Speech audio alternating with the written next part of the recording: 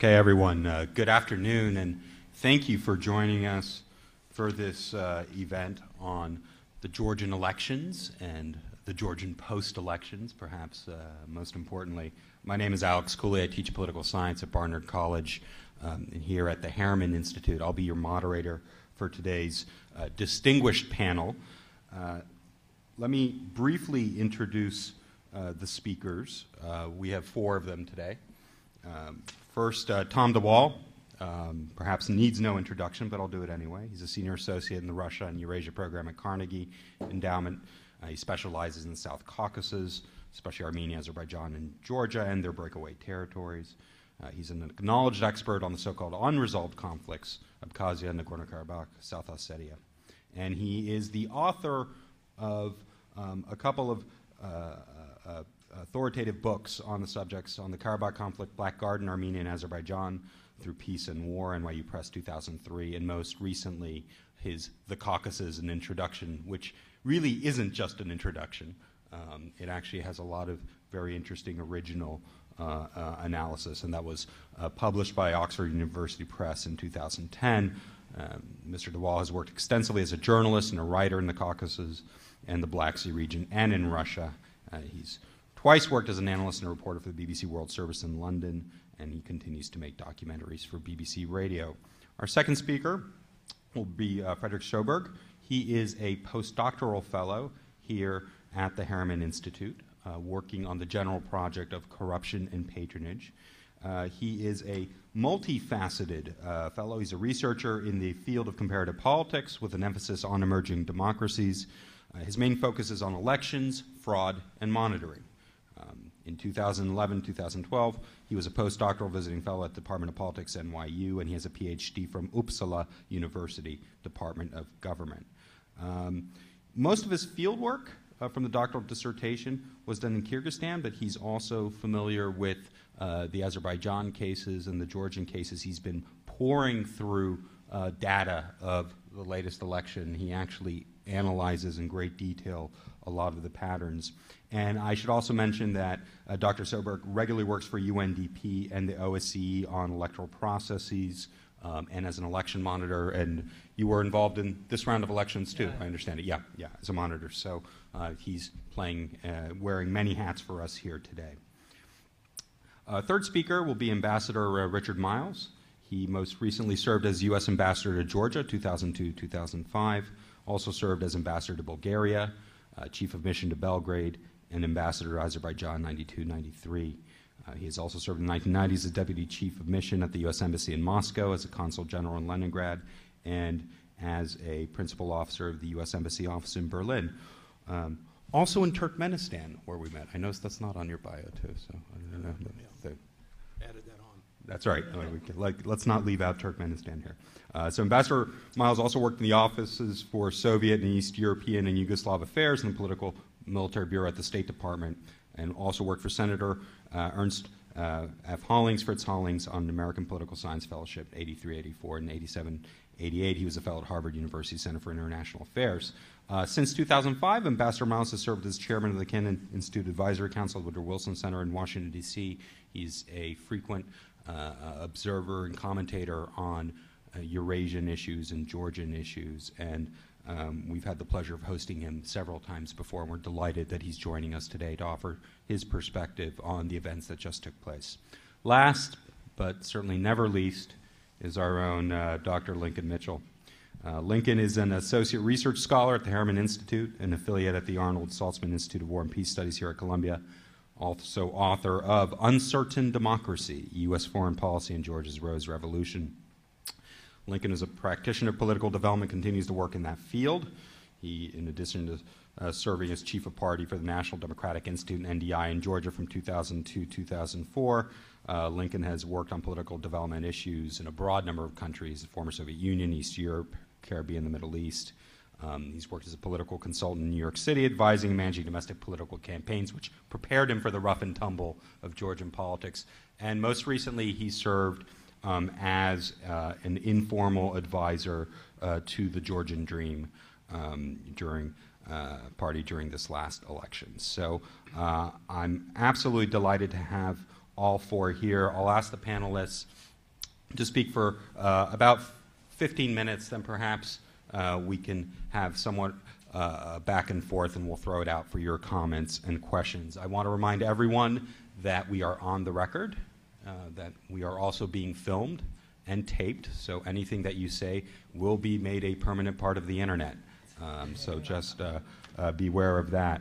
Finally, I have the pleasure just to introduce some of the background shots you'll get around Dr. Sjoberg's presentation. These are photographs from Georgia that were recently taken by noted photographer Steve Weinberg, who's also exhibited photos at the Harriman Institute for us that are highlighting this historical election and the proceedings of the last few days. So we'll have the presentation up, and I think some of the slides will be going in the background as we speak. So, Tom de Waal, what do you make of what's happened over the last few weeks? Thanks, Alex. Certainly interesting times. I should say I was in Georgia before the election, so I was there approximately something like 14th to 20th of September. So I saw something of what was beginning to happen, but I didn't anticipate the full result. Obviously, this was a result that took many people by surprise. It was a resounding rejection, we have to say, of President Saakashvili and his ruling party, which I think took them by surprise as well. To get only 40% of the vote really was a very poor result, considering the fact that they, for the last 4 years, last 8 years really, they've had pretty much a complete monopoly of many parts of the political space, the media, local government. They designed the election law in a way that suited them. And obviously it was a credit to President Saakashvili's credit the way he conceded in a graceful way, but we have to say that this was not the result he expected, and that in a sense he conceded and behaved like an honourable Democrat in very specific circumstances, surrounded as he was by thousands of Western observers who just counted the votes against him. Certainly I think this was a result that caught many Western observers wrong-footed, and I think we'll be talking about that quite a bit today. I myself could see something of what was coming. I didn't see as it were, the full steam train rumbling along the track, but I could feel some of the rumbles when I was in Western Georgia and in Batumi, which I'd expected to be a place which would be supporting the UNM and President Saakashvili. I could barely find a UNM voter at all, and I could feel a very strong oppositional mood in the country. It wasn't clear to me whether that oppositional mood would result in a Georgian Dream victory, but I could see that there was a big fatigue with the ruling party. So why this failure to anticipate the result? Well, I think basically what we've been seeing is different scripts about Georgia, and that in the West we've pretty much been served up the script of the ruling party, written by one or two very talented people, such as Saakashvili's right-hand man, Gigo Bukeria, which is that the reforms have been a success, we've built a new Georgia, and the people are behind us. And I think that was a script that was widely accepted in the West. And it was a script which was, because it had some basis in reality, was easy to digest and to read. But something else was going on in Georgia as well, which was another script, which was that a lot of people had felt left out by the reforms, particularly in the countryside, where agriculture really hadn't moved on at all since the Shevardnadze era, very high unemployment. And there was also a kind of social conservative backlash against the kind of neoliberal westernizing government of President Saakashvili. I think the church, and we can talk about this, played an interesting role in this election. Not that they openly backed Georgian dream, but they were kind of very steadfastly neutral in a way that in other countries like Armenia or Russia, the church openly backs the ruling party, and here they were steadfastly neutral in a way that I think revealed their secret sympathies more for the opposition than for the government. So, in a sense, what we've had in Georgia over the last 8 years is a government which has done some impressive things, but they've really gone against the grain of much that is in Georgian society. I think they've been described quite aptly as liberal Bolsheviks. This government, it's still in revolutionary mode. Still many, the Rose Revolution didn't just happen in November 2003. It kept on going for many years afterwards. So it was very much top-down government, decisions taken by 5 or 6 people. Institutions like the parliament were weaker than they had been in the Shevardnadze era. And opposition was marginalized. Now, another script that we heard over the last few years was that the opposition is weak in Georgia. They can't produce any decent candidates. They're weak. They're hopeless. And this is one reason why the government does so well. I think that was also there was a grain of truth in that. In that President Saakashvili remained the most charismatic and talented politician in the country. But I think that was also misread the fact that this was a structural condition, and that opposition in Georgia was weak because the opposition had no basis on which to form. It didn't have strong media behind it. It doesn't have any strong presence in the regions that it could form. And if the opposition was accused of being the chattering classes of Tbilisi, that was because that was probably Tbilisi kitchen tables was the only place that it could properly form itself. So that was more of a structural problem, and that the government wrote the script, and under the script, the opposition would always get maximum 20 or 30% of the vote. This obviously all changed when the opposition found its new leader, Bidzina Ivanishvili, a man who was able to challenge the government in a way that the opposition could not previously. The man who had both popular image in Georgia because of all the philanthropic work he'd done and had money, and was therefore, as it were, able to survive the rough and tumble and the attacks and slings thrown at him by the government, and these were considerable. Now, I don't regard this as being a kind of completely democratic process, a semi-democratic process. Ilya Rubanis wrote a very good essay for Open Democracy a few years ago describing Georgian politics as competitive feudalism.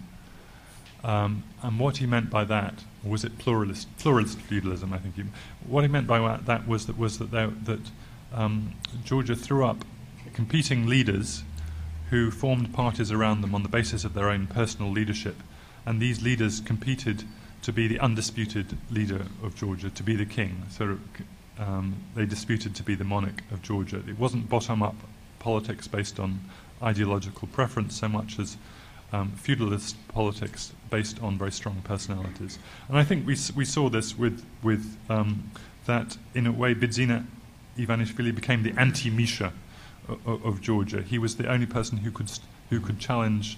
Everyone uses the first names. Bidzina was the only person who could challenge Misha in Georgia, and therefore he formed an extremely diverse coalition, which I don't think will survive in the long run or even the medium run. I would say it consists of 3 broad groups. One is the sort of urban intellectuals who were choking at what they felt was a one-party system and wanted to replace it. The other was kind of marginalized groups who were particularly out in the provinces, who were socially conservative. Some of them were slightly xenophobic, maybe in a rather uninformed way, thought that foreigners were taking their jobs and felt that they had been left behind by the whole Saakashvili project. And the third group was just people, a whole generation who had been skipped, who were maybe in their 40s or 50s and saw Georgian Dream as their way back to getting a role in society or a government job. So I think if we look at this feudalism, the momentum ebbed suddenly from Saakashvili with this strong leader who wouldn't play by the script, who started attracting these huge rallies, which I think got round the media problem. Georgia's a small country. These huge rallies of physical masses on the street, I think, told people more than the media ever could. And then finally we had the prison scandal on the 19th of September, which again undermined and demoralized the government. And I think the momentum kept on going. And people, I think, started to feel that Ivanishvili was the leader and Saakashvili was no longer the leader. That's basically my analysis of the elections. Just a couple of words about what happens now. I think we have quite a tricky situation, constitutional deadlock, in which Saakashvili has ceded powers. In fact, ceded more powers than he necessarily had to. He could have easily kept control of the foreign ministry and the power ministries. And we also see, I think, one of the problems, problematic legacies of the last 8 years of this revolutionary government is very weak institutions. Good technical institutions in Georgia. I think this is a good achievement of this government, like the Central Election Commission being an example. They did achieved a very professional result and count on election day. And as we know, it's the traffic police or the motor registration department in Georgia are now pretty professional. But when it comes to kind of constitutional legal institutions, these are very weak, very hollow. There's no what we'd ideally like to see in Georgia at this point are strong courts, a good constitutional court, institutions which can, as it were, buffer Georgia against this kind of cohabitation, this dual rule that Georgia is now facing. And I think this is the problem that Georgia now has, and obviously the danger is that after this period of kind of democratic euphoria, we will just swing from having one party system to another one party system. I hope that doesn't happen, but there are reasons to be concerned at least. Great, Tom. Thanks so much.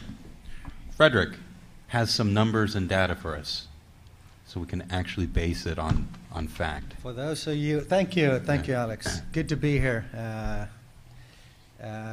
For those of you who are bored with the pictures, which are great, no doubt, haven't seen them, I will put up a couple of slides here now. I'm going to do something that kind of play the political scientist here in the group. So I'm going to say something about, just in general, kind of the patterns of competitiveness in Georgia in these elections. That's one thing. The second thing is, why is Georgia interesting to a political scientist? Thirdly, I'm going to say something about the specific allegations of irregularities throughout the electoral process and focusing on election day. And then I'll say something about what the leaders in the region probably are thinking. So 4 different points, starting with the geographic distribution of seats in the single-member district component of these mixed electoral system elections. I'm not a Georgia expert. I don't know these districts in details. I don't know these candidates in details. I'm just going to put this up there to illustrate some of these dynamics. Clearly, just looking at the map, it's quite interesting. So we see that UNM is here in yellow, and Georgian Dream is in red. And again, these are the single-member district seats, but the party list seats largely reflect these as well. So this is a pattern that we see throughout the territory. So what's interesting with this map? Well, first of all, the fact that Georgian Dream really does well in the capital city of Tbilisi. That's something that fits very well with the narrative that Thomas provides in terms of the support base, in terms of the Tbilisi intelligentsia, if you will. They get 66% of the vote in Tbilisi, and the turnout is pretty high, which is something that actually goes for the whole election. Compared to the most recent election, turnout is higher in these elections. So again, indicating that there's a huge interest in the electorate in these elections. But there are, of course, some other interesting patterns in the map as well. You know, the southern rim, you see that, you know, in these minority areas, UNM is doing really well. Again, going back to one point that Thomas had in terms of Ajaria, Batumi, you know, this is an area that you might have thought UNM would capture, but they did not. So clearly there's a lot of interesting dynamics going on, and it's pretty well distributed, but you do see a Georgian Dream kind of core support in essentially the heartland of Georgia. So what makes Georgian elections interesting then? Well, let's just take a look at kind of the historical context of elections in the world for the last 200 years. Incumbents win elections. That's the rule. Democracy, autocracy, in 77% of elections, the incumbent wins. That's what makes the Georgian case especially interesting. So that's one thing. The second thing is, of course, what happens when an incumbent loses? Does he give up power or not? That's the second question. And as it turns out, historically, in most cases, when an incumbent loses, they do give up power. In 90% of the time, if an incumbent loses, they do give up power. These are two big questions. The second question, whether or not Saakashvili is going to give up power, we've already seen all indications of that. But let's just be clear, he's still the president. I'm not suggesting that he's going to stay on as a president, but that's not the question I'm going to be focusing on. I'm going to be focusing on the question about why incumbents lose, and in this particular case, why UNM lost these elections. Going back to the question about the institutional setup, we need to remember that the context here is a parliamentary election where to a parliament that's pretty weak. But when the constitutional changes are applied next October, the parliament will increase in power. So Georgia is moving to a parliamentary system, and these were the first elections for that parliamentary body, but the body doesn't have the formal power yet. Clearly, Misha gave a lot of that power away already now instead of next year's October. But anyway, there was this idea about, from the ruling party and from Misha, this idea about a possible tandem, I'm sure. Not perhaps unlike the Russian tandem. They did the same thing. You had a term limit, you increase the power of the parliament, and then you make sure that your party wins the parliamentary elections. So I'm going to compare the Russian case a bit here throughout the talk. The interesting question there, of course, is Putin managed to win as an incumbent, but Misha did not. What makes these two cases so different? What is it that you can do in Russia that you can't do in Georgia in order to win as an incumbent? And that's the important question here, really. I'm not going to be focusing on election day. There's clearly a lot of things you can do throughout the electoral process in terms of jailing the opposition and clamping down on media and all of that. But what we're going to be focusing here is on the election day itself. So what is it that the incumbent can do? Well, they can just fabricate the numbers, right? You are controlling the state, and you're controlling the way the numbers are reported. Was this something that happened a lot in Georgia? Well, let's take a look. Let me just, bear with me here. There's a bit of a story here. But let's just look at this first slide illustrating the really rotten parts of these elections. And I'll just tell you that there's not a lot of these cases, but let's just put it up there. Next Sunday, there will be a re-election in this district. It's Signagi, single-member district, polling station number 5. To the left, you have the protocol that was completed once the counting of the ballots was finished at the precinct level in Signagi. The UNM candidate, let's see here now. The UNM candidate gets 207 votes. That's the fine print right there. The Georgian Dream candidate gets 377 votes. According to the total tally in this district as a whole, that would have put the Georgian Dream candidate ahead. Somewhere between the precinct where they counted the ballots and filled in the protocol and the Central Election Commission where they posted the results, these numbers got slightly switched. This is something that incumbents do. That's how they manage to get elected, even though they might not be that popular. I'm just saying, historically, that's what they do. They fabricate the results.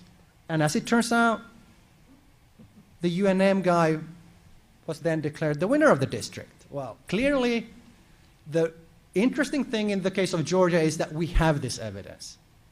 I can sit here in New York, downloading these documents. This is from TI International in Georgia, examining these discrepancies. That's what makes Georgia different from Russia.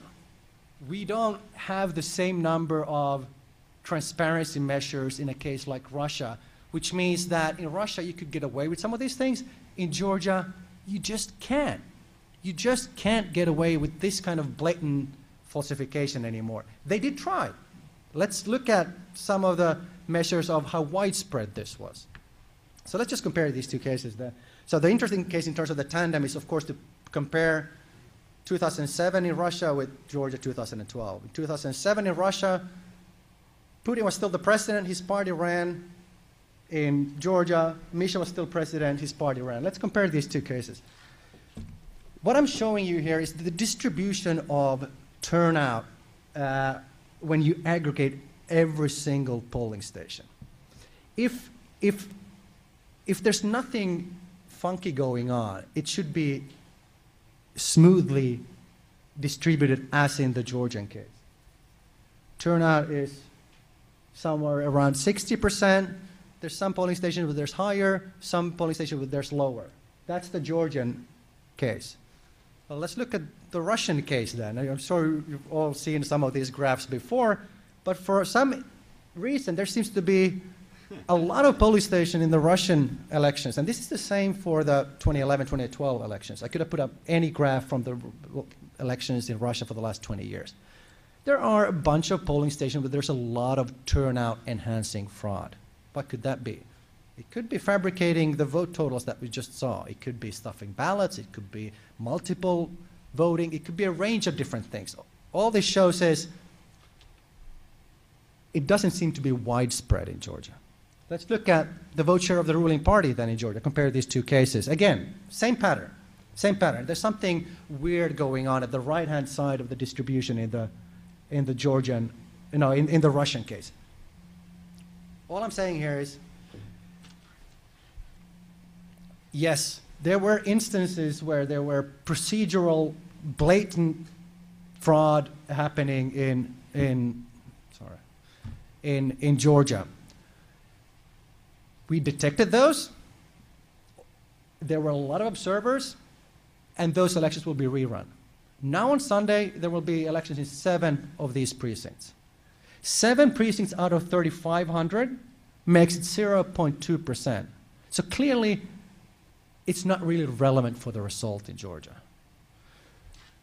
In the Russian case, it's a different story. It's much more widespread, as we see from these graphs. So let me just say, we can look at fraud many different ways. These are some of the fraud forensics measures that I use. You could look at the reports by domestic observers, by international observers, and get a pretty similar picture in terms of the Georgian elections from a procedural point of view. These elections were pretty well managed. However, if you look at the OSCE report and the fine print, it does note that in a third of the polling stations that the OSCE observed, there were issues with the counting. Not suggesting that there was fraud or fabrication, but some of those procedural issues might explain might include the Signagi case.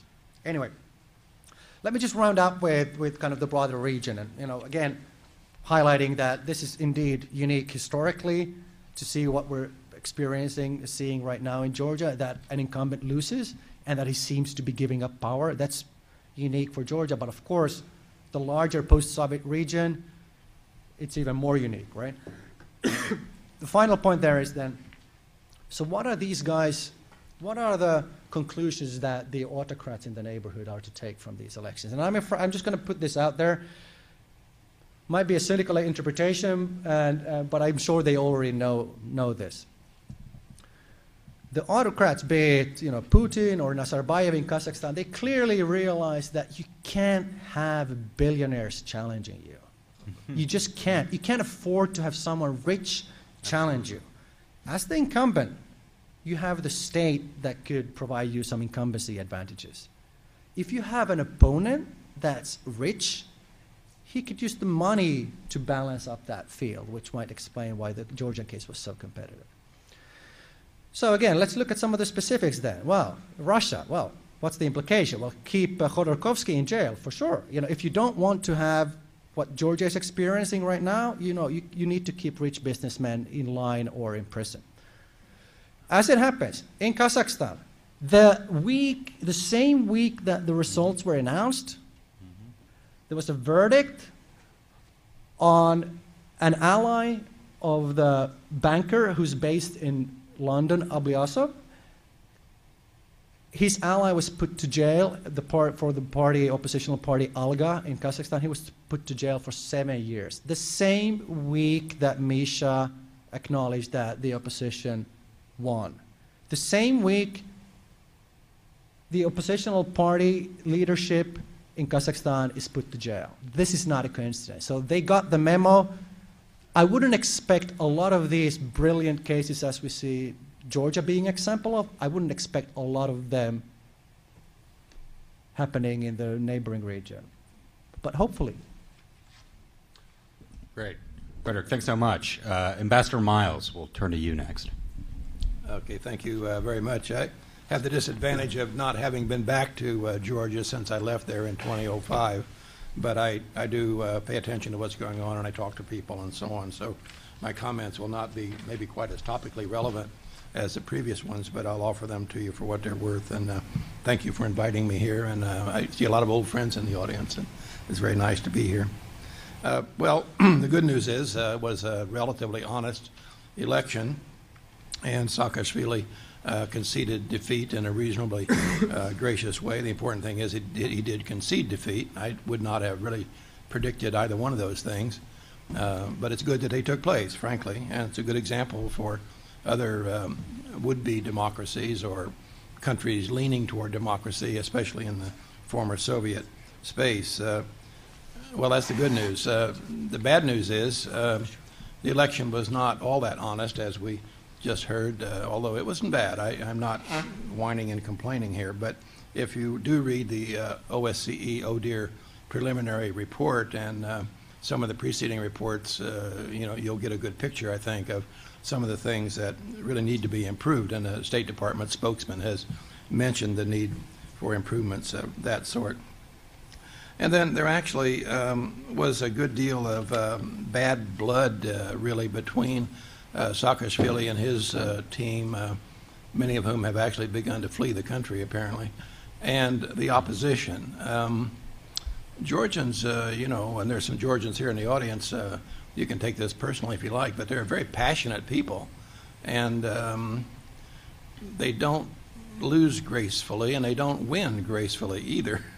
In the 19th century, up until the time of the Russian Revolution, almost every Georgian man carried around a dagger stuck in his belt, and I have one of those from that period. These are not penknives, these are that long. I mean, they're like Roman swords, and if you watch the videotape on Civil Georgia, and maybe Channel 9 showed it too, I don't know, of the first formal meeting between Saakashvili and Ivanishvili and their teams, if those guys had met in, let's say, 1915 with the daggers in their belt, there would have been blood on the ground. I mean, you could smell the tension, it was, they did not like one another. And even in their remarks, they managed to slam a few insults at each other even then. And You know, I don't think this transition is going to be all that smooth, quite frankly. And it's something that we really do need to keep an eye on. Americans have an unpleasant talent for putting white hats and black hats on people. And Tom alluded to the fact that we had done this with Saakashvili. It's one of our character faults. There's some indication already that we'd like to do this with Ivanishvili and some of his people, and frankly, some of his people deserve white hats. Ivanishvili, I really don't know. I mean, Tom did an interview with him, and it was interesting and all, but it didn't reveal very much of his thinking or what he plans to do. And even with all that has happened since then, frankly, we don't really know. I think we can reasonably predict that they will make an effort, the new government will make an effort to improve at least trade relations with Russia, but frankly, beyond that, I don't have the foggiest idea what they're going to try to do to improve the employment picture or to do something about the situation regarding Abkhazia and South Ossetia. I'm sure they will work on these things, but how they're going to go about it, I don't know. It's worth watching, quite frankly. And we had the same problem with Saakashvili when he came to power in 2003.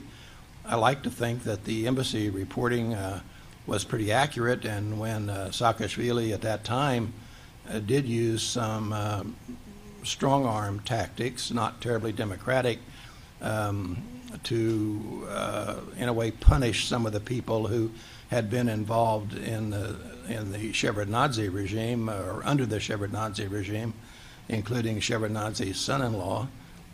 We sent in messages labeling some of these efforts as what they were. It was government extortion, basically, not very democratic. Well, shortly after that, I was in Washington, and I remember a conversation I had over at the National Security Council when I was told that the embassy reporting on Mr. Saakashvili was too critical and that we should ease up a little bit. Well, I said, well, I think it's objective, but I'll go back and take a look at it. That's a diplomatic way of saying I don't plan to do a damn thing about it. And I went back and I told my deputy, who later went on to be an ambassador herself in 2 countries, of this conversation. And she said, well, what do you want me to do? And I said, nothing. And don't tell anybody in the embassy that we had this conversation.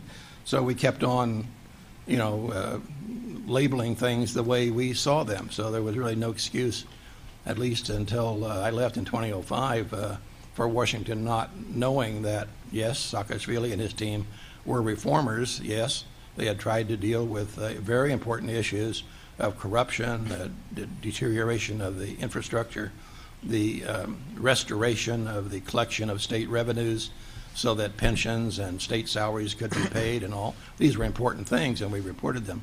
But there also, were some frankly unpleasant things. And I think Washington didn't really want to hear those things. They wanted to put a white hat on Mr. Saakashvili. And then if they didn't have a clue from that, they should have begun to realize, and this was after I left, of course, about really quite reasonable people who were falling away from Mr. Saakashvili.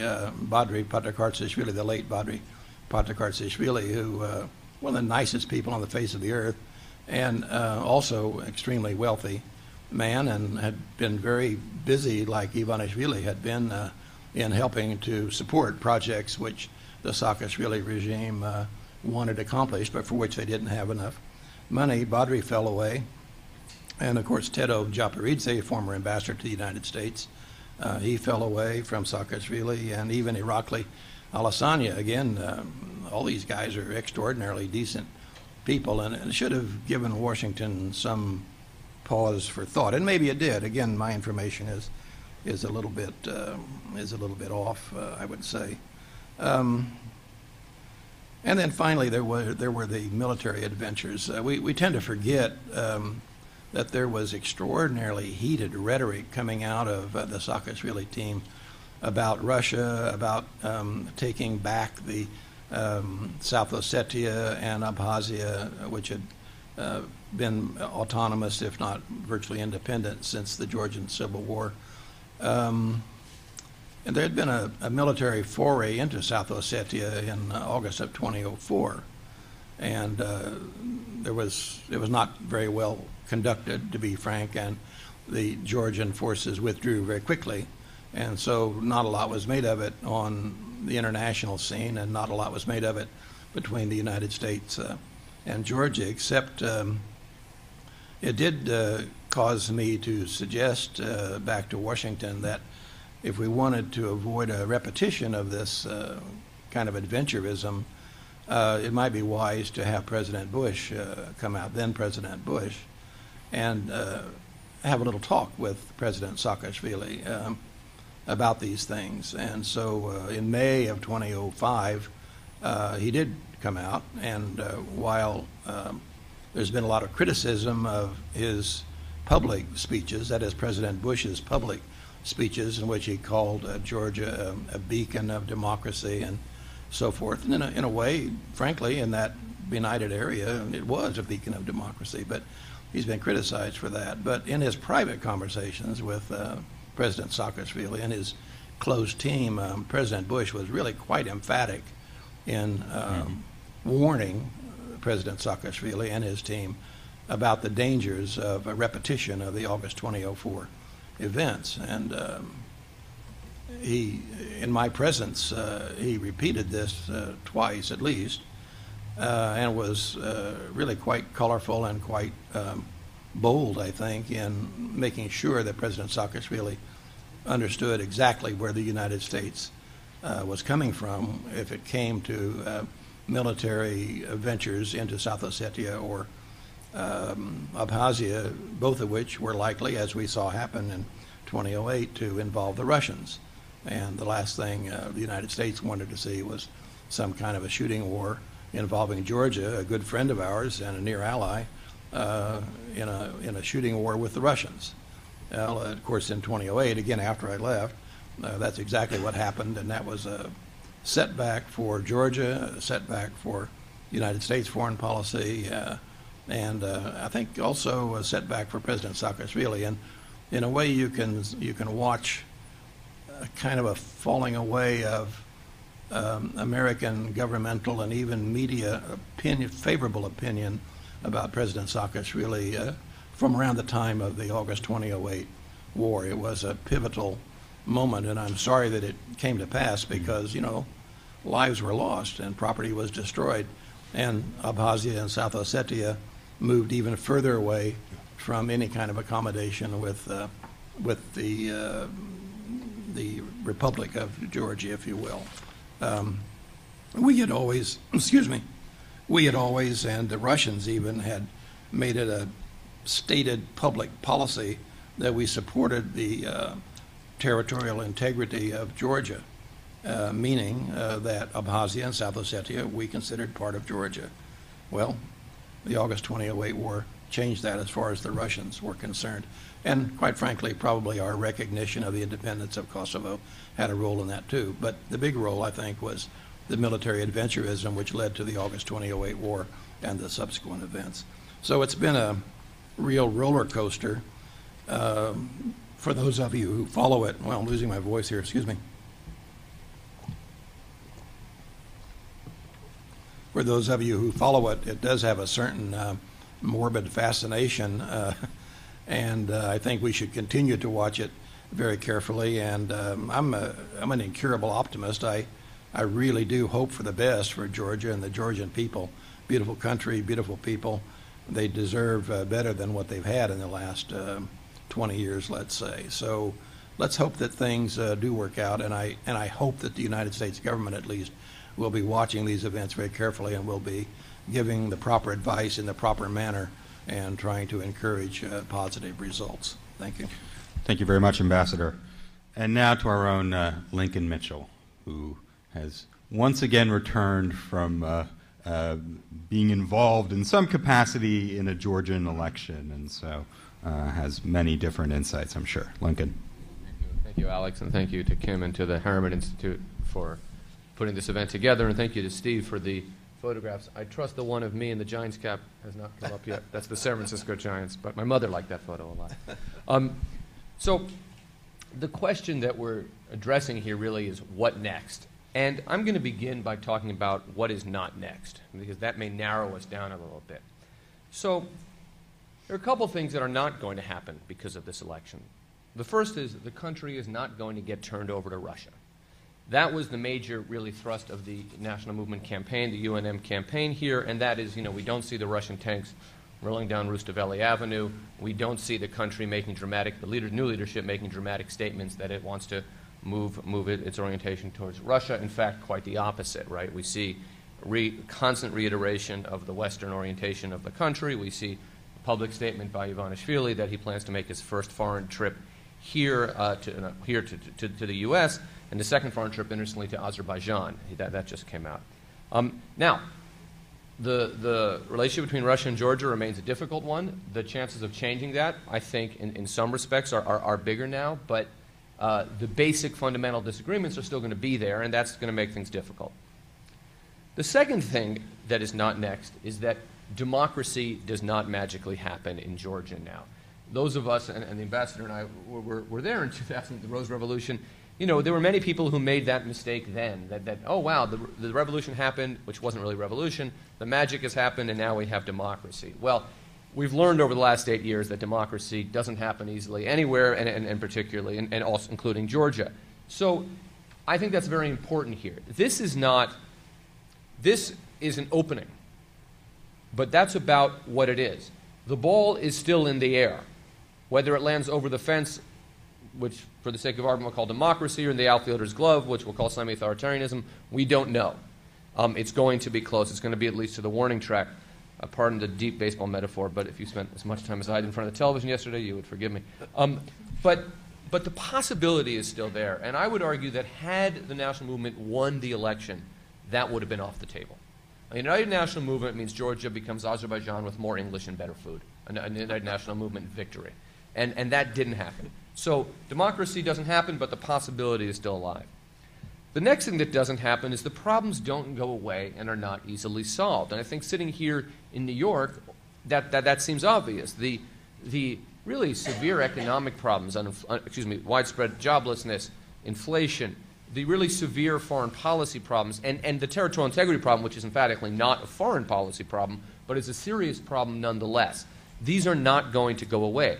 Addressing these problems is the challenge that faces the new government, as well, in addition to making Georgia democratic, to reforming, to creating a different political environment. All of those things don't go away with the wave of a wand because a new party is in power. Solving these problems will take hard work, but they also will require patience and support from a population that may not be ready to hear that after having gone through this election, the euphoria that followed the election, and also the sense gradually that we've been through this movie before. I found myself got back Sunday, so after the election on Monday, seeing old friends with whom I'd worked closely in many cases in 2003 and 2004, and talking about the sense of, wow, this was different but also similar, and so that frames, I think, the mindset of both Georgia but also us as we look at Georgia. Having said that, the next question I'll address is what happens next? Well, I think we don't know for sure, but we can make some things we can say with some certainty. First, the rhetoric gets toned down. Part of this is the constant escalation of rhetoric with regards to Russia, the hyper-nationalism, and oddly enough, the sense of victimization that came to characterize Georgian political life in the last few years, as well as the Carnegie McCarthyishviliism, right? Either you're with Misha or you're with Putin, there's no middle ground. That is likely to go away. That rhetoric will be de-escalated. But additionally, the rhetoric that has always surrounded Rose Revolution Georgian politics will also likely get toned down.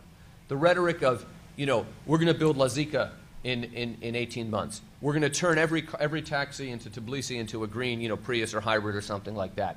The constant, the constant overstatement and kind of grandiose rhetoric, which became kind of poisonous in the political system. The governance of adrenaline, the governance by adrenaline, which characterized most of Rose Revolution Georgia, that should be coming to an end. And that is, for me, a very positive thing for Georgia. Now, there are those who would argue that, look, well, Ivanishvili is also given to grandiose rhetoric. That's true, right? We all know that Ivanishvili is a joke because almost a year and a week ago he said, a year from now I'll be running Georgia. which, as we know, is axiomatically ridiculous. But in all seriousness, that's being sarcastic here. He is actually running Georgia now. I don't nobody laugh. But he is also given to that kind of rhetoric. But I think he's less given to it, and temperamentally. I mean, while in terms of the big picture policy goals, NATO membership, building a functioning economy, integration, these down the road into the European Union, territorial integrity, there's similarities. The biggest difference, as I see, is the temperamental one. The temperament, and that starts from the top down. If you spend 20 minutes with Saakashvili and 20 minutes with Ivanishvili, as I've spent more than that with both of them, you really see that. Saakashvili, it's the adrenaline, it's the high energy, it's, dude, don't give this guy another cup of coffee. And with Ivanishvili, it's the almost preternatural calm, right? This is a mellow guy, right? And that can be deceptive, so that tone will change things. What also happens next? The basic foreign policy remains the same. The orientation toward the West, which I've discussed. But relations with the U.S. are going to change. They're going to have to change. The intense dependency paradigm, the make Georgia as close a client as you can of the United States, which was the driving force behind much of the Saakashvili foreign policy, is inconsistent with where where I think the Georgian dream wants to go. Now, that is not to say that they don't want a close relationship with the U.S. They very much do want to continue to have a close relationship. I don't know if anyone needs reminding of this, but the relationship between Georgia and the U.S. was close long before Presidents Saakashvili, Obama, or Bush came to power, right? This is a long, enduring relationship, and my sense is from both sides that they want this relationship to continue, and I'm pleased with that. But they want it to continue on a different ground, less of the dependency, more of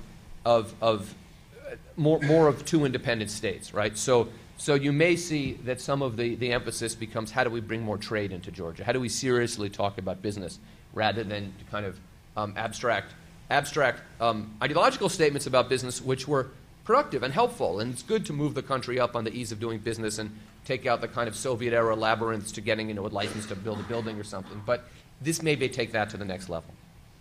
Related to that, what happens next is ideology becomes less central. Ivanishvili is more of a pragmatist than Saakashvili. So I think you will see a regime that is less driven by ideology, whether it's in the form of kind of the hyper-nationalist rhetoric with regards to Russia and foreign policy issues, or with regards to the hyper-liberal rhetoric that is part of the economic program. And this was a strange country, right? This was a country that was, on economic issues, 70 degrees to the right of center most of the time, and about 30 degrees to the left of center when the election approached. And that ideology will likely be replaced by a more pragmatic approach. Will it be successful or not? That's obviously, the jury is obviously very much still out on that, but that's how I think it will be characterized. So now I'm going to cheat and move a little bit away from the topic, which I think I came up with when someone with not much time, but I want to talk about some other things that are a little bit what next and a little bit what we don't know. So to paraphrase Donald Rumsfeld, there are some major known unknowns in Georgia which are worth thinking about when we think about what may happen next. The first is, what is the future of democracy? And what does this new regime look like? To put another way, did we just see in Georgia regime change, or did we see the continuing of a cycle of one-party leadership which consolidates its power, corrodes, and finally collapses? I hope that we're not in that cycle, but we can't say for certain that we're not. Georgia, for a brief few weeks in mid-September, just like for a brief few months in mid-2003, had a multi-party system. Today, it's not clear. So the part of the task is, how does this new government really try to strengthen democracy? In some literal senses, how do you take the bugs out of the wall and deconstruct the surveillance state that was so dominant, but also, how do you allow an opposition, how do you encourage an opposition, especially one that seems to be actually moving away from that position? There's a great deal of emphasis, and this is, I think, captures the lack of really thoughtful understanding of how political parties work. The United National Movement was a one-party system, a dominant one-party system with an omnibus party. The way you defeat those parties electorally are with omnibus opposition blocks, and that is, in fact, what the Georgian dream is. Now, is that sustainable over a long term as a coalition? Maybe not, but wouldn't that be a good thing if the Georgian dream broke into its component parts and we had a multi-party system? I mean, probably not if it happens right away, But over the long term, what Georgia has always needed is a party system where there are many pro-regime parties that may have different orientations towards the government. So if this bloc breaks apart, I don't see that as a tragedy. I don't know that it's going to happen. I have no way of knowing that yet, but I would just raise that. A second unknown is the legacy of the Rose Revolution. Right? So right now, there's this tremendous effort to present the legacy as Saakashvili's moment when he stepped down and said, you know, I'm now going into opposition. Strange thing for a president who had as much constitutional power to say, but that notwithstanding, still an important moment. This is a regime that was bookended by two of the finest moments in post-Soviet life, right? The extraordinary way that Saakashvili orchestrated those peaceful demonstrations in November of 2003, and the grace with which he stepped down. Unfortunately, the middle part of that sandwich, maybe not so delicious. But how does the U.S. and the West work with this? As we become increasingly aware that this regime which we backed so positively and so uncritically probably was pretty much a criminal regime, right? We're not getting a lot of reporting, but those of you who've been in the Tbilisi airport will know what I'm talking about. The people in the suitcases and the airplane tickets and the big guys on that train. It's a complicated picture, right? How do we wrestle with this? Were we really backing this regime for that long? Are they really that bad? Misha speaks English. He went to Columbia. How can he be such a bad guy? So the legacy of that is important. The next known unknown is what the United National Movement does. They control, I'm going to get the number maybe right, but close enough, 67 out of 150 seats. That's a lot. That's not a third of the parliament. That's closer to 40-odd% of the parliament. Constitutionally, their president, who remains in power for another year, Georgia's president, who's from their party, has a lot of power. Do they step up and be a serious opposition party, fighting on some things, agreeing on others? Maybe. Do they become a opposition party that just throws as much mud at the wall and as much mud as the new government as possible? Well, if we look at the last few days, the evidence suggests no, that's not going to happen, and maybe we should be grateful about that. But there's a third possibility that seems to have been overlooked, which is maybe the party collapses. The raison d'etre for the United National Movement through September of this year, but as the support corroded, was that if you were in the UNM, you were close to power. But if that changes, then what's the appeal of the UNM? Now that, to me, is something we have to think about, because then what's the origin of the next multi-party system? Again, these are just things, these are known unknowns. I want to end with three bigger picture known unknowns, if I have a few moments left. The first is how money works, right? This is an extraordinary story. Bidzina Ivanishvili is a rich man. That's like saying Bob Dylan wrote songs. It is hard to imagine just how rich this guy writes songs. He's still alive. He just put an album out. I got it. Sorry about that. He's rich beyond, in a way that I think many of us in the room can't imagine. But if you really got a good economist up here and really counted out the lari and the tetri and the dollars and the euros, he was probably outspent in this campaign, right? We heard a lot about the lobbying effort on Bidzina's side. We didn't hear as much about the lobbying effort paid for by Georgian and parenthetically American taxpayers' dollars against him, right? We heard a lot about the way money was thrown around. I mean, if you see some of Steve's photographs up here, you see everyone's wearing those Georgian Dream t-shirts. Those were not made out of nothing. They were made, it cost money to produce those t-shirts and the banners and the rallies and all of that. But, and that's a lot of money. But when measured against the state resources supporting the United National Movement, that gets a little bit more equivalent. The other thing I would say is that, you know, the money was important, necessary, but not sufficient. There are a lot of billionaires who could not have done this. Badri, who the ambassador mentioned, tried to do this and really didn't. And I was friendly with Badri. We talked about this, but he didn't really have a way to think through the pieces necessary in a way that Ivanishvili did. Nor was he, I think, as serious as Ivanishvili.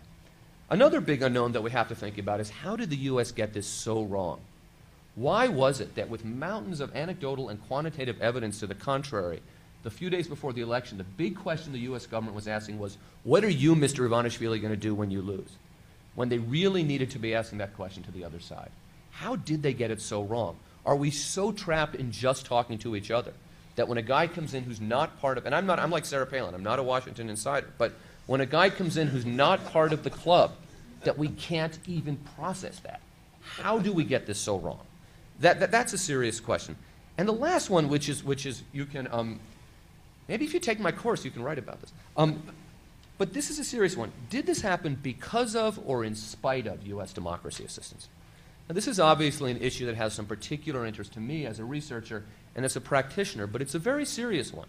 The NDIs, the IRIs, USAID, the National Endowment for Democracy, very visible, very active in Georgia in recent years, putting some money into some places that clearly had impacts on this election. Transparency International, I believe, gets a lot of funding from the United States, not from the United States, from Europe as well. Hugely important non-governmental organization. ISFED, which is the domestic monitoring group, their parallel vote tabulation, which put it at 55 to 40, was really, I think, when that was released, and the U.S., I believe it was Norland made the statement, or his embassy did, the U.S. ambassador, that we stand by the parallel vote tabulation as done by ISFED. It was over, right? So these are very important. On the other hand, the Georgian Dream was not a political party, unlike, say, in the Rose Revolution period, whose leaders worked closely on the ground with the NDIs and the IRIs, who went to their trainings, who participated in their workshops, who drew on, because if you're Bidzina Ivanishvili, you can use NDI's poll for message developing, or you can hire some of the top pollsters in the world. You can send your people to campaign workshops, or you can hire some of the best campaign people in the world. Well, those are both equally legitimate ways to solve that, address that issue. So, and clearly, I believe, and this might be me, there's a moment where, this is a moment when the U.S. needs to re-engage, or needs to remain engaged, doing democracy work, helping to Georgia develop into a pluralist society, pluralist political system. But it's going to be tougher now, because this question, people see it from different angles. Great, thanks so much. So I'm actually going to take my role as a moderator seriously and come back with a set of follow-up questions that draw on panelists' expertise and try and push them a little bit and see if we can get some disagreements.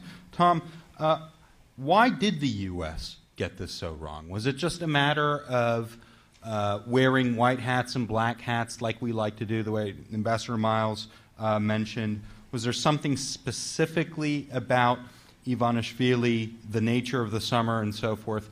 What exactly put those blinders on that Lincoln was describing? And then a follow-up to you, Tom.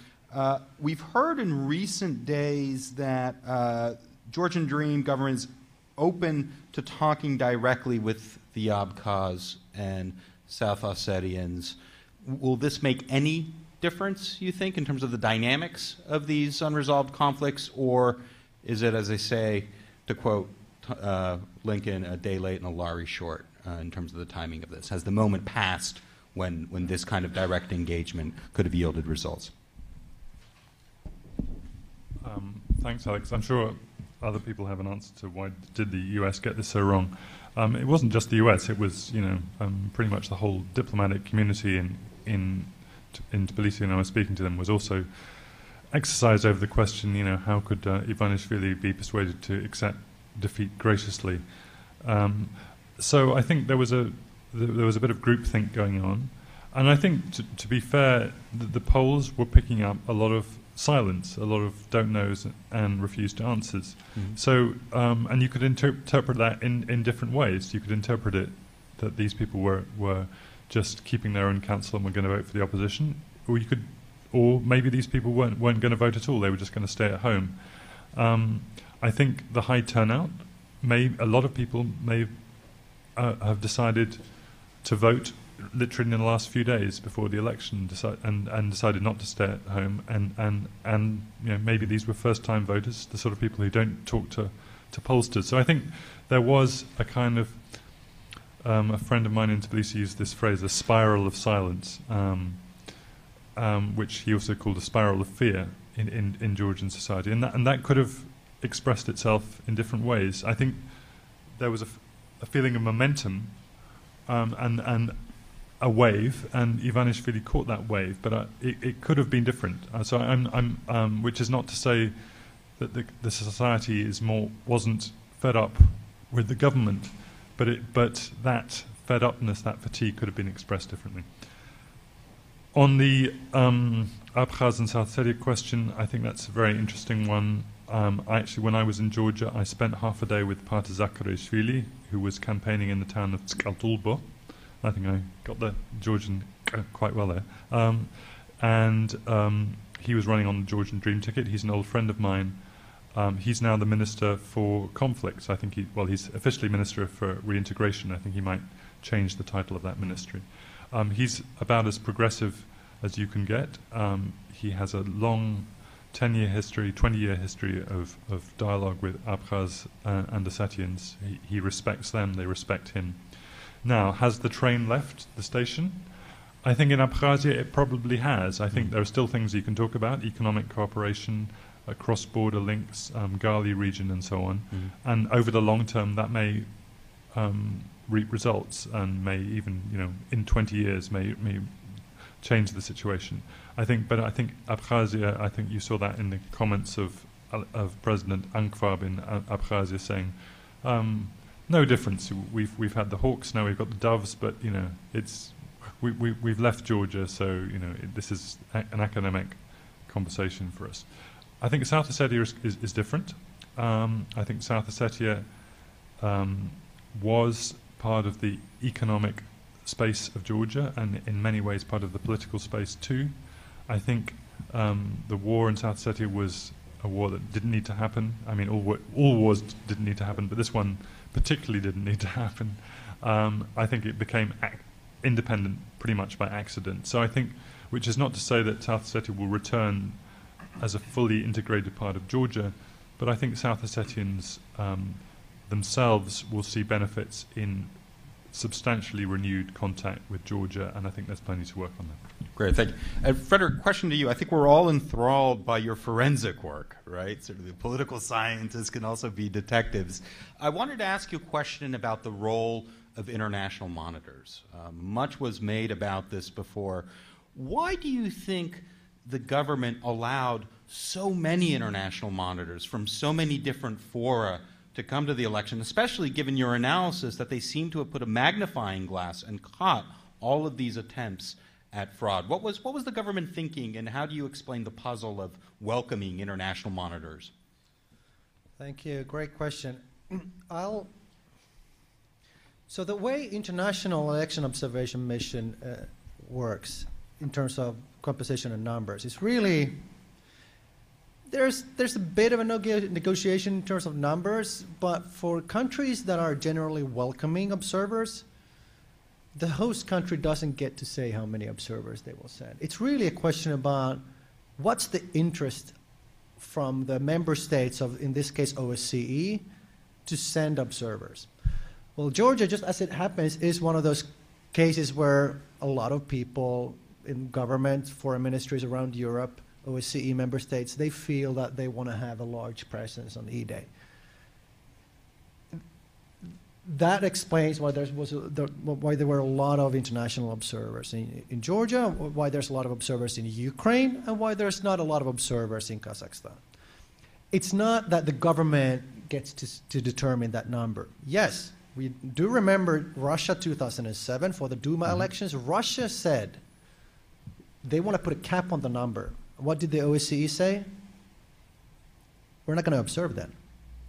So, and they didn't. They didn't observe the elections in Russia. So that's the answer to the question. The more interesting question in terms of international observers or observation in general, get this. There's 3,500 polling stations.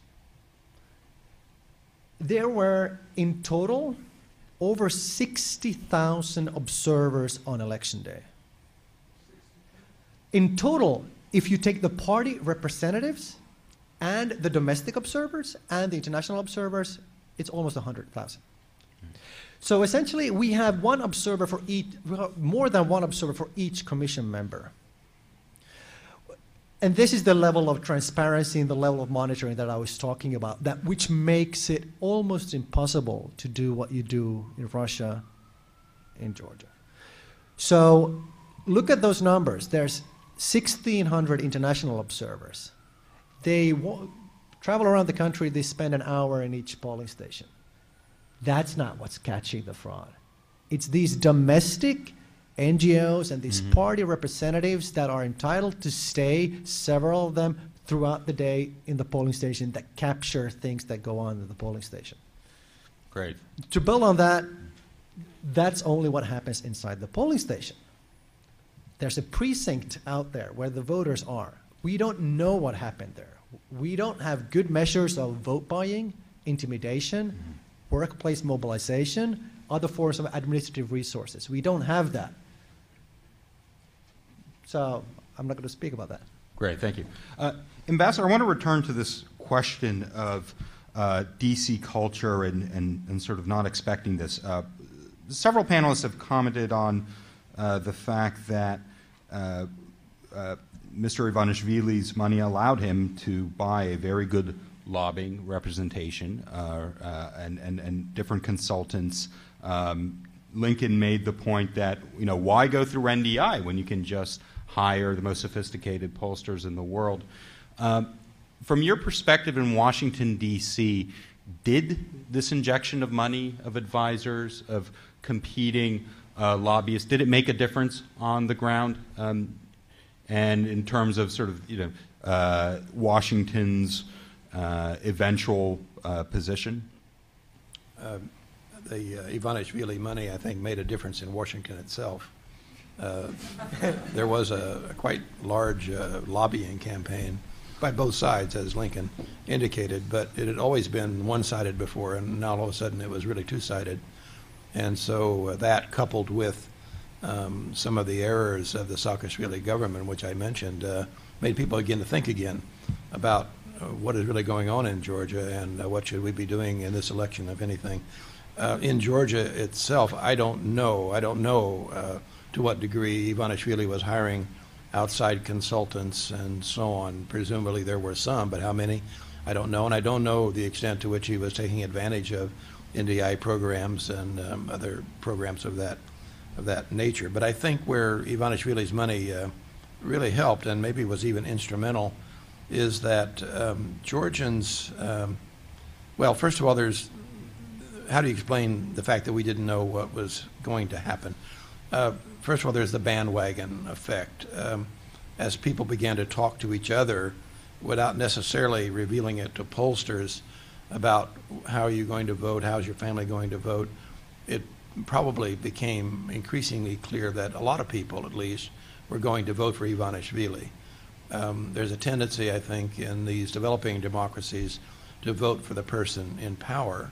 But if you have a reasonable belief that he might not be in power anymore, you may want to begin to vote for the person who you think is going to be in power. That probably doesn't happen very often, but I think it was part of the thinking here. But maybe more important, any Georgian man, woman, child, or dog over the age of 20 remembers how it was in the Shevardnadze regime when government revenues were not being collected, when pensions were not being paid, like for years, when state salaries were not being paid. I mentioned state salaries before, but let me just remind you that includes not just government bureaucrats and soldiers, but it includes policemen, it includes school teachers, it includes hospital workers, and I'm probably leaving quite a few out. If people had thought with this election, if Mr. Ivanishvili was someone else without money, that if they voted Saakashvili and his people out, there might be a return to those days. Mr. Saakashvili would still, and his people would still be in power. But they didn't. They, I think, realized that there was enough money there that Mr. Ivanishvili was simply not going to let this happen, that he would try to improve the economy. Any politician who wants office would try to improve the economy. But if it didn't quite work, there were some resources there which would help people out and would not plunge them into really what was deep despair before the Rose Revolution. I remember when I went there in 2002, I had never felt such hopelessness in my whole career. I mean, Georgian people were really, really suffering, and they saw no real hope until the presidential election in, what would that have been, like in 2004? 2004. People basically were waiting for 2004. And so maybe we were a little bit taken back by the Rose Revolution as well. But it just shows to what extent people who are suffering will actually vote on the basis of that suffering. Great. And now, finally, I have a question to my colleague and frequent co-author, Lincoln, so I want to make it a tough question for the record. And I want to ask you about striking the balance in times like these between making the democratic transition or the party transition smooth and pursuing justice, transitional justice, right? For example, one area that I noticed both in Washington and Brussels was how politicized the diplomatic corps, the Georgian diplomatic corps, became. That in Brussels, the week before the elections, people were openly talking about, Georgian ambassador pretty much taking sides, repeating UNM talking points about the nature of the Georgian dream and about the nature of the election. I saw very similar things in Washington, D.C. That's not supposed to happen in a democracy. Yes, political appointees lean one way or the other, but in terms of their public statements, they're supposed to remain above it. So, for instance, in the diplomatic corps, would we expect some sort of purging, right, of people in these positions of power of the state?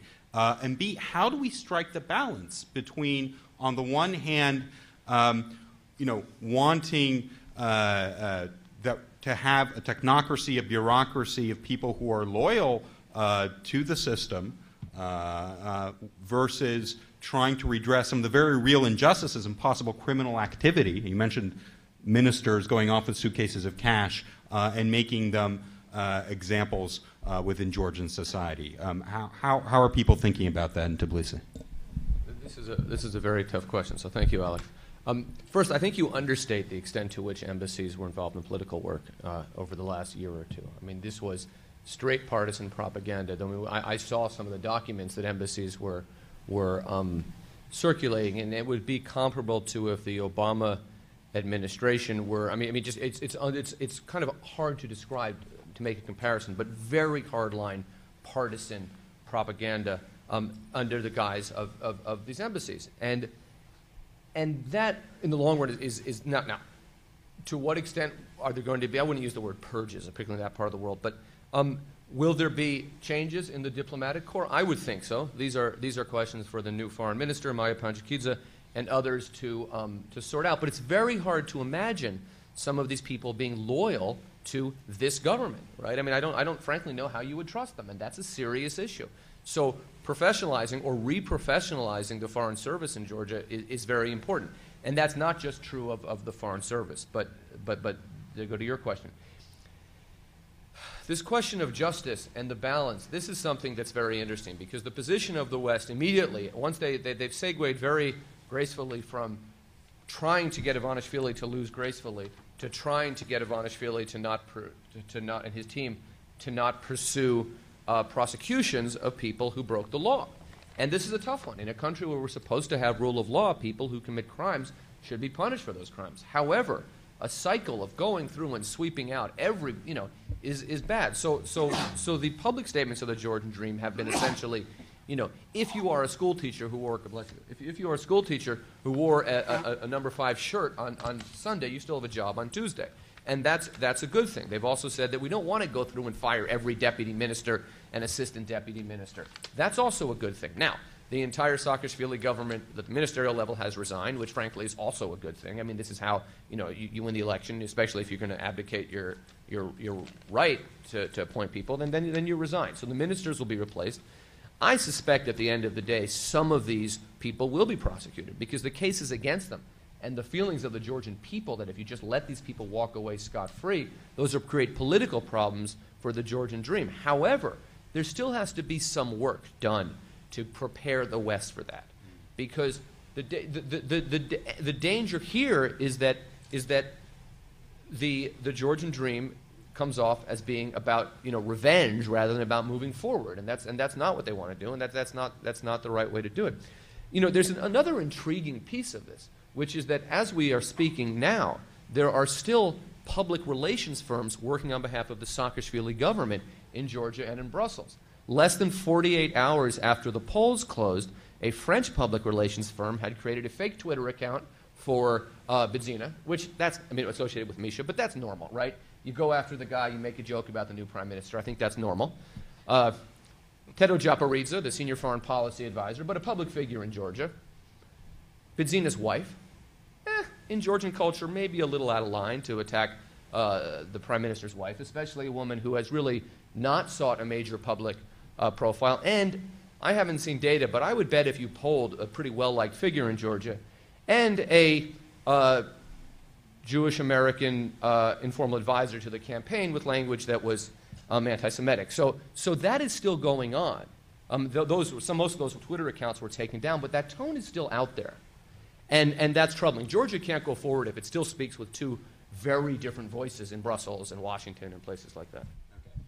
Thanks to you all. Okay, thank you for being patient. Let's open it up now to your questions and comments. What I ask is that you line up behind the microphone there, and what we'll do is we'll do them in batches. And if I could ask you, and again, this will be for the record, to state your name and your institutional affiliation and who, if anyone in particular, the question is directed to. Yes, please.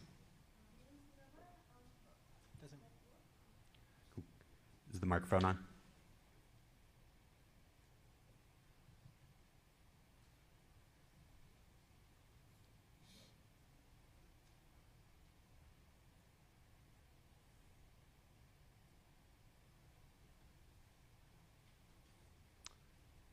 We'll just get some assistance with that. Okay, yeah. Would you like to step up here? Yeah, come on. Yeah, use one of these mics. Won't get picked up on the audio. Thank you. Maria Snegovaya, dear speakers, thank you. It's very interesting. I'm a PhD student in Columbia in political science. First of all, I just wanted to say that none of you actually answered the question, why Georgia? Why is that? What is so unique about the Georgian society that has been able to achieve something that none of the other post-Soviet countries have achieved? But this is not my question, actually. I have two small questions. The first one is, I heard from two different sources that despite the really great reforms of Saakashvili, I do support economic, in the last few years, there were raids organized by the state officials against the business, and literally the officials, like some secret services, I know, representatives would come to businessmen and ask them to provide some money unofficially in order to kind of fill in the budget holes. Is it true or not? The second question is directly for Professor Lincoln Mitchell. So I apologize, that's a little bit personal, but I've heard that you've been on an official payroll by Bidzina Ivanishvili. Is that true? And if it is, do you think this might impact your perception of Saakashvili and made you more inclined to consider him as a bad guy and a criminal? And perhaps you can share some personal experience of Bidzina's personality. Thank you. Thank you. Okay. So, yes, sir. Next in line.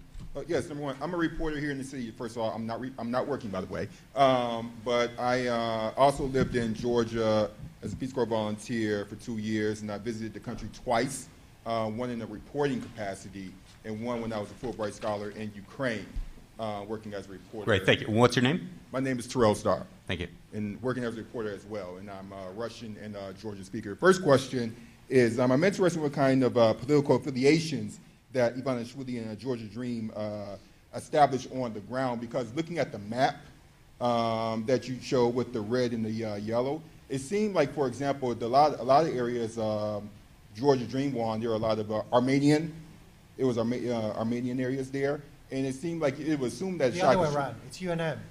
Excuse me? It's UNM that wins those areas. That wins those areas? Yeah. Okay, I got you, misunderstood. Okay, so I'm interested in the political partnerships that they had on the ground with people. And number two is, do you think the reason why, I guess, Washington was shocked, per se, by what happened with Saakashvili and didn't see it coming was because of the lack of knowledge people seem to have about Georgia generally? Based on a lot of reports I've read, it seems like Georgia is still viewed from the perspective of Russia and from the perspective of Russian analyses, because, for example, in Georgian, it seems to me that Misha early on gave the signs of being, I guess, erratic and so on, when speaking to his own people in the Georgian language. So I'm wondering, does this come from a lack of understanding culturally Georgia and politically in general? So. Great, thanks. Let's take one more. Yes, my name is Dr. Polner. I'm president of Cinema Verite International, Inc. I make films in this region, some of which are owned by Columbia. My question as a media person is, can someone or all of you tell us what has been the media response in Russia, Abkhazia, and South Ossetia to this win? Do they see this as positive or negative Well, can you clarify this? Thank you. Thank you. Okay, so let's take those. Should we start with you, Lincoln, and then go down the panel? Perhaps you want to address the first question. Yeah, I do. I also want to raise something. I'll get to the whole question, but it's interesting how this question of why Georgia, because the same thing happened in Ukraine in 2010. I mean, it is notable. Yushchenko lost. Yanukovych came in. I mean, Tymoshenko lost, but representing. So I don't want to make what happened in Georgia seem less significant than it is. But we're dangerously close to saying this is the first time it's happened, except for in all the other countries where it's happened. So we have to be a little aware of that. But in a more serious way, you know, in some sense, Saakashvili's downfall was the same as Chevy's downfall. It was he couldn't make it that undemocratic. He had to allow a little wiggle room to make his narrative viable, and that's where, when you marry that to Ivanishvili's fortune, that's where he came down. That was his downfall. Your point about the raids against businesses, an awful lot of anecdotal evidence to suggest that's been going on for a long time. Your point about me, I am not on his payroll. However, I don't expect to be a poorer man for this experience. I think that's the honest way to say that. I would also say that my views on Georgia and Saakashvili go back to long before anybody in this room, except for maybe the ambassador, had met Ivan. Most of you had ever heard him. I have a long record on writing about this. I was writing about Saakashvili being not a Democrat way before it was cool. And I've worked in politics in this country for a long time, and when you find somebody who you agree with their political views, and maybe there's some compensation for helping him out, that's not the end of the world. Having said that, if you want me to share my views on him, I mean, he's an interesting guy, and he's an interesting guy in ways that are unusual for a politician in Georgia. And let me just give you some anecdotal, some examples. So I have an unhealthy obsession with baseball. And as part of this, I have shipped, the Harriman Institute, along with some other local businesses, has shipped about 10 or 12 enormous boxes of baseball equipment to support the youth baseball in Georgia. And this is my pet project for Georgia, right? Because other than World War II and the Cold War, there's never been a war between two countries that play baseball. And I presented this to Ivanishvili once because I thought maybe down the line if he wants to, And he then engaged me in a long conversation about baseball, a sport about which he knows nothing. Except for that he knows that I liked it and it's important to Americans, right? And he was willing to have that discussion, right? And he's also somebody who, when you eat a meal in his house, he serves you French wine. Now, I'm a beer person, not a wine person, but pretty good wine. And that's unusual for a Georgian, for whom it's a matter of principle that we all know that Georgian food and wine is the best on the planet. And I like Georgian food and wine, so I don't mean that in a bad way. But what I mean by what I'm trying to say is that this is a guy who does not speak great English, although we communicate in English fine. His French is better than his English. He is not of that American university NGO, work with our NGO world that we expect, from which we expect opposition leaders to come. But he's also not a man without sophistication. He's a man who presents as much more European than American, whereas Saakashvili is the opposite. But he's somebody who, clearly is very comfortable in certainly a European setting and has spent time in the U.S. I think he's a very interesting guy. I think that I've worked with a lot of politicians here at higher levels, around the world in higher levels, and, a good politician is 3 or 4 moves ahead on the chessboard. Bedzina is kind of reliably 8 or 9 moves ahead on the chessboard. This is a man with an impressive strategic mind. That said, there's an awful lot that we still don't know about him, right? To be sure, I don't really know the details of his economic plan to make Georgia better. Now, in fairness, I don't pay attention to details of economic plans too often because that's not how politics works. But I don't know that. I don't really know the detail. He understands that agriculture is a problem. He wants to address it. I don't really know how that's going to shake out. I don't really know what his vision of a multi-party Georgia will be. So there's a lot of things I don't know about him. I've heard he has a very nasty temper. I think a number of journalists have commented on that. I've not been on the other side of that, so I don't really know, what that's like, but that's out there too. Terrell's piece about the lack of knowledge about Georgia, this is actually is more significant than people might think. When Saakashvili first emerged, what was real, I don't speak Georgian, but I have a lot of Georgian friends who are constantly translating things and sending them to me or, Facebooking them to me. And the rhetoric was very, very different in Georgian than in English. And that was very clear. And now we can't expect too many people to speak Georgian. It's a hard language. But we can expect people But what's disappointing is that to not understand that when they switch to English, they often switch to almost a different personality with Saakashvili, although that changed at the end too. So that actually, I think the fact that he speaks such good English was actually deceptive and actually put us at a disadvantage at times. So just again to clarify, though, your role, through the election campaign, you were an informal advisor, meaning you were not paid by the Ivanishvili campaign, but that may change in the future. Is that the thing? Okay. Okay. Just for the record. Thank you. Anyone else want to? Say just a couple comments. First of all, I'm not sure how Cuba fits into your baseball and foreign relations paradigm. The Cold War. Yeah, Cold War. That's different. Okay. World War II and the Cold War was not. Got it. Oh, okay. Got it. About embassy people basically not knowing enough about Georgian culture or having enough depth. Well, we never have enough depth in any of these countries, probably even including Canada. Yes, we have some Georgian speakers in the embassy. We have Russian speakers also who may or may not speak Georgian. We have trouble getting people to spend, what is a lengthy amount of time to do the Georgian language study. They want to do Russian for obvious reasons. But we always have Georgian speakers in the embassy, and we always have at least one or two in the political section and to do the political and economic reporting. But quite frankly, we just scratch the surface of Georgian society, and I think that's true in almost every country where we are. I was in Berlin for a while in Germany, and let me tell you, and I speak German, and I can tell you that we just don't know enough about these societies. And the smaller the societies are, the countries are, in a certain sense, the less we know, because their interrelationships, personal relationships, blood relationships are very, very important. And who went to school with somebody's grandfather and so on is very important. And every Georgian would know that, but we don't know it in the embassy. And so, yes, there's a certain gap there. And we do try, we're aware of it. We do try to do the best we can to compensate for it. But it leaves us sometimes a little bit short of the kind of knowledge that we really would profit from if we had it.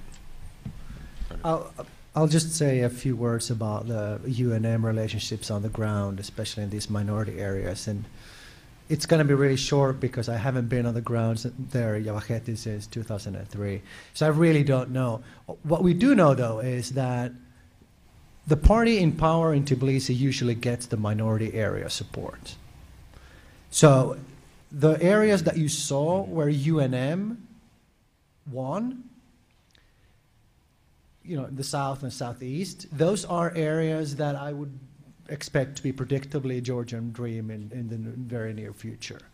So that also speaks to the question about the party system that was raised by Lincoln. What's going to happen with UNM?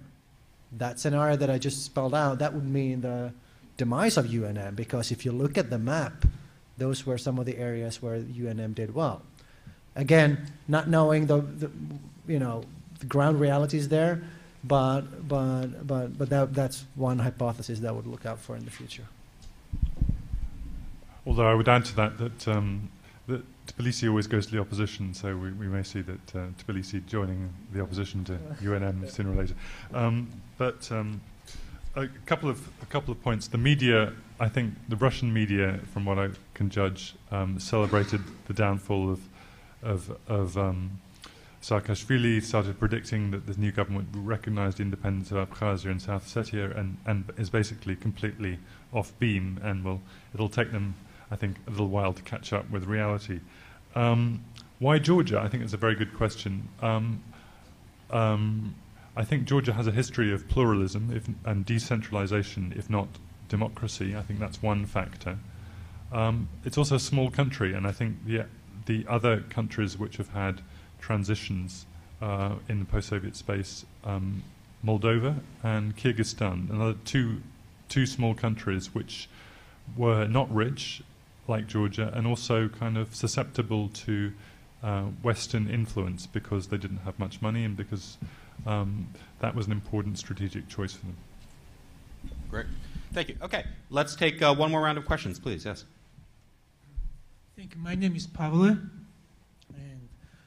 So my question, how do you see future political cooperation between two political parties in Georgia?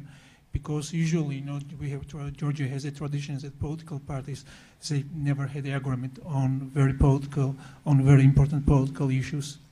And it caused fall of First Republic in 1918, like Civil War in 1992, and the Rose Revolution in 2003. So what gives you sense to say that now this parliament will be more functional than older ones? And another question, I guess, Mr. Thomas, you said that moving parliament from Kutaisi, from Tbilisi to Kutaisi, it was a wrong decision. Why new location? How new location of Georgian parliament could cause difficulties for Georgia? Okay, thank you. Yep. Professor, could I make some comments since I was in Georgia for the elections? Brief comments, please. Yes, they are. Yeah. They're 5 Yeah. They're brief though. Very quick. My name is Gligor Toskovich. I'm the former Minister for Foreign Investment of the Republic of Macedonia, and I was one of the international observers in Georgia last week. Last week, just about. Mr. de Waal, you mentioned some things to do in the future in your remarks, specifically with Abkhazia. I was the only team assigned to the administrative borderline region, which is off limits to the whole OSCE mission, except for myself. And there's major demining that has to be done. There are still some unexploded ordnances on that line. And I want to just point it out for people who think that's a safe area that you can go in and out and cross easily. It's not. And for Professor, I'm sorry, Sjoberg? That's good enough. How do you pronounce it? I'm sorry. I wanted to mention that the opposition financed cameras at all 3,500 polling stations. Very sophisticated cameras, very expensive cameras that could document 18 hours of stuff. And in the polling stations I was in, they were there before 7 o'clock in the morning, and they were there until 2 o'clock in the morning. Everything was being recorded. So if there had been any dispute, there's tons of evidence to back up anything like that. They were being filmed by the reps from the some political prisoners party, because under Saakashvili, the number of prisoners had tripled in Georgia. So there's a lot of vote buying by UNM related to the premature release of these prisoners in exchange for the vote among the families. With respect to the protocols, the white and pink protocols, the white protocol stays with the polling station materials, and the pink protocol gets given to the district commission. We had a problem. We only had 82 ballots in our final station, but because they had problems counting, we were there for 5 hours trying to figure out how to solve this problem with the protocols. I just mentioned it in passing. With respect to welcoming of OSCE monitors, this was the 10th mission OSCE had monitored in Georgia, and they were about 100 less than were requested. Sending states did not send anywhere near the amount that OSCE wanted. And finally, as to your statement about international observers not catching fraud, I would respectfully have to disagree with you. This was my 6th mission, and in Kazakhstan, my 3rd mission, I was the only observer to document the fraud of the parliamentary elections in 2004, and that played a critical role in why Kazakhstan did not become the chairman in office of OSCE for about 3 or 4 more years. So we do some good things. Thank you. Great. Thank you very much for those comments. Yeah. My name is Peter Skinner. I've got 2 brief questions. Putin made it clear he would never speak to Saakashvili, but Mr. Ivanishvili has made... Can you speak into the microphone, please, sir? Sorry. Thank you. Putin made it quite clear he would never speak cordially with Mr. Saakashvili. Now, the new winner, Mr. Ivanishvili, has turned immediately to Washington. Does Putin see this as a snub, and what will he do about it? Secondly, it seems to me that support for Georgian studies is at an all-time low. The U.S. government's defunded teaching Georgian, programs are closing here and also in Indiana. Should this happen, and what can be done? Thank you. Thank you very much. And the final question here before we hand it over to our panel for wrap-up. My name is Joshua Goguadze Bernstein. I'm chairman of International Association for Training Inter-Employment Programs. It's an international organization which headquarters had been in Tbilisi.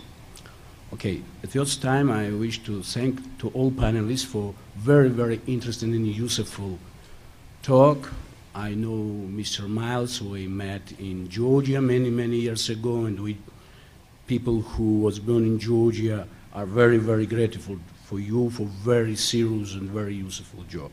Yeah, I am Jew who was born in Georgia, and my family, my grandfather, Joseph Bernstein, was born in Switzerland. My dad, Max Bernstein, was born in Germany, and I was born in Soviet Union.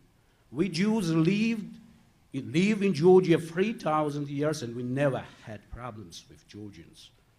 Jews have problems in Georgia during the last 8 years, during the presidency of Saakashvili. Sir, do you have a question? My question is, you know very well that very soon will be election in the United States. If Mr. Romney will become the president, what do you think will be changed situation to attitude to Georgia? Because we know that Misha's main lobbyists are Mr. McCain, Mr. Lugar, Mr. Lieberman. What do you think if again Republicans will be in power? Great, thank you. What will be changed? Thank you very. Thank you very much again for very interesting panel. Thank you. That's a very appropriate way to end. No, I'm sorry, sir. We have to we have to conclude now. You've already asked your two questions. Yeah. So we can carry on informally after her. Okay. So we have 2 minutes left. So I'll ask the panelists, and we'll go from Tom back down here to address any of those issues, if you like. Tom. So there was a question about the relocation of the Parliament. I think we've probably ended up with the worst of both worlds, that the Parliament, a new Parliament building has been built at great expense in Kutaisi. There's reports that it's currently not fit for use. It's very unpopular, but then it would be also expensive to relocate back to Tbilisi. So I think you'd better watch this space on that one. There was a question about cooperation, which I think is a very interesting topic. I think the president has surrendered the government, but we shouldn't forget that there's still local authorities in Georgia who are appointed by the president, or in some cases elected. There's a mayor of Tbilisi who is UNM, Gigi Ugulava, who obviously has a lot of power in Tbilisi. That the president still has, I think, the power to confirm ambassadors, if I'm not correct. So, if I'm correct. So I think that there's going to be a very difficult year in which two men who basically loathe each other are going to have to try and cooperate, and everything objectively in the situation is driving them apart. Sure, thank you. On that point about parties, let me just highlight that UNM dominates the local level until 2014. So there will need to be cooperation on many levels in the next couple of years, not only during Misha's final year as the president. So again, that would speak to kind of the institutionalization of a two-party kind of competitive regime in Georgia, at least for the next 2 years. On the question about international observers, in full disclosure, I was on the payroll of OSCE during these elections. And yes, we do catch fraud. I was on the receiving end of those observer forms during the night. There were 1,600 of us. There were 62,000 domestic observers. So you do the math. Well, that's the math. What was that? So in terms of catching fraud, I'm not saying that international observers don't catch fraud. I saw that we caught fraud. It was marginal. The domestic observers are the ones that have a heavier presence, as you indicated, with also these cameras. So that's all I'm saying. It's a difference if you're an international observer who don't know the region, don't know the local conditions, and you're there for 1 hour per polling station. That's fundamentally different. It's a necessary component of an observation mission as a whole, but the domestic observers just have the numbers to catch all of that micro-level fraud. So that's the point I was making. Great, thank you. Ambassador. I'm probably not the right one to speak about it, but on the issue of whether there would be a change in U.S. government policy toward Georgia, depending on whether Mr. Romney won the election or Mr. Obama remains president, Well, frankly, I doubt it. The only change I would see would be if the Republicans do get in and pursue some of the economic programs which they've outlined. Foreign assistance budgets might be cut even further, and that would be for all countries around the world, but it would not be directed against Georgia in any way. What are our interests in Georgia? I mean, to be quite blunt, the first interest is its geostrategic position, where it is in the world. It's a bridge between the Black Sea and the Caspian Sea. Oil pipeline runs through there. If trouble were to develop in Iran, the strategic lines of communication running from the ports in Georgia into a potential site where they might be of use to the American military is important. So the geostrategic position is important both to the United States and to Russia. And of course, we've always been interested in Georgia's democratic development. That will not change unless, which I think is rather unlikely, but we'll see, backward steps are taken by the new government. And then finally, we do really appreciate Georgian support for the military effort in Afghanistan. I saw something in the news, I think just today, that 18 Georgian soldiers have died in Afghanistan in pursuit of coalition goals. You know, we appreciate this. Our leaders on both sides have stated this, and we would continue to appreciate it. And Mr. Ivanishvili has indicated that that level of Georgian commitment will continue. So personally, I really don't see a significant change in U.S. policy toward Georgia. Should Mr. Romney, you could tell I'm a yellow dog Democrat, should Mr. Romney become president? Thank you. So I just want to, I'm going to go through a couple of these. The OSCE ODIHR mission also was shorter in duration than is typical from long-term observer missions, which is also significant. I don't think that was their fault, but that's just worth noting. This question of does Putin see Ivanishvili as snubbing him, you know, in reality, if he does, he's kind of, you know, his analysis of what's going on in Georgia is probably worse than that in Washington. Whoever leads Georgia is kind of boxed in because Georgia is a country where what the people think matter. Even under a non-democratic Saakashvili regime, even today where we don't necessarily know exactly where we're going, it's where the people want to go, where the people think matters.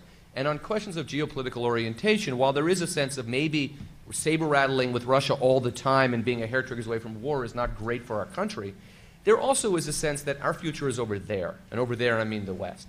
And a Georgian leader to move away from that and to go running to Russia first thing or something like that would be making really enormous mistakes. So I don't think that's what Ivanishvili wants, but it's also not what he can do. I want to just echo what the ambassador was saying about Romney, except to say that by the time, if Romney wins, he comes into office in January. By that time, what's happened in Georgia has happened. I think where an election outcome in the United States might have been different is if Saakashvili had managed to get himself in a situation where he was perceived by some as trying to steal the election and by some as holding on to a legitimate victory and there was some controversy in Georgia, then clearly a Romney victory in November would tilt the scales towards Saakashvili. So in some extent he was getting ready for this 5-week race against the clock, but that didn't happen because things went down a different course. I'm really intrigued by this question of future political cooperation between the two main parties in Georgia, because I'm not sure of what the United National Movement's next move is. Implicitly in what many of us are saying is that they're going to join the fight. I don't mean that in a bad way, I mean that in a positive way. They're going to engage in politics as a legitimate opposition party, but it's not obvious. Saakashvili has walked away from a lot of power in recent days, and that may be because he's being a graceful loser, maybe because he doesn't have any other options, it may be some combination of those things. When we speak about the influence, and I want to take Gigi Ugalaba out of the picture because I think he's different. This is an independent political actor with a future and all of that. But at the local level, a Sacrabulo in Imereti that is controlled by the United National Movement, that doesn't mean anything in some sense. In to use a political science term, as of, when the polls closed on Monday, there was a new sheriff in town in Georgia. And in a country like Georgia where political power is about, where political parties are about proximity to power, more than ideology or vision or left-right spectra or coalitions or anything like that. If you're running a local Sacrobula and you have, one member of the Republican Party that's now part of the Georgian Dream, 2 Free Democrats, and 5 United National Movements, is it really worth having that fight for a discredited regime that probably got about 1/3 of the vote? Or do you just cast your lot with the new sheriff, who has access to government patronage and some private patronage of his own? So the potential of a collapse of the United National Movement shouldn't be discounted. And I'm not saying that because I want that. I'm saying that because I'm actually putting on my political science hat and thinking this through. What's the raison d'etre for the United National Movement? Tbilisi has historically been a hotbed of the opposition and likely will continue to play that role in Georgian political society. But does that opposition mean UNM, or is there something else coming down the pike? That's the question we're going to have to see before we can talk about cooperation and certainty. Well, ladies and gentlemen, we're out of time. I think we've squeezed every possible insight we could from our 4 panelists. So on behalf of the Harriman Institute, I'd like to thank you all for sharing your Friday afternoons with us and also for watching this. And please join me in thanking the panelists.